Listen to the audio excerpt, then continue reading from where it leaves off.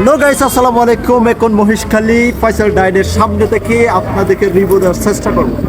এখন যে দৃশ্যটি দেখতে পাচ্ছেন এটি হলো ফয়সাল ডাইনের রেস্টুরেন্টের ঢোকার সামনের দৃশ্য। মহেশখালীর ঐতিহ্য মিষ্টি পান নিয়ে এখানে একটি সুন্দর করে ভাস্কর্য তৈরি করা হয়েছে। এখন যে ভাস্কর্যটি দেখতে পাচ্ছেন এখানে মহেশখালীর সব কিছু নিয়ে, উৎপাদনশীল সব বিষয় নিয়ে এখানে একটি ভাস্কর্য তৈরি করা হয়েছে। এখন আপনাদেরকে যেটি দেখাবো সেটি হলো ফয়সাল ডাইনের রেস্টুরেন্টের যাত্রী ছাউনি।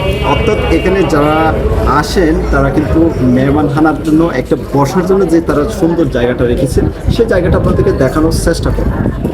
চলুন তাহলে সেই জায়গাটা আপনাদেরকে দেখানোর চেষ্টা করুন।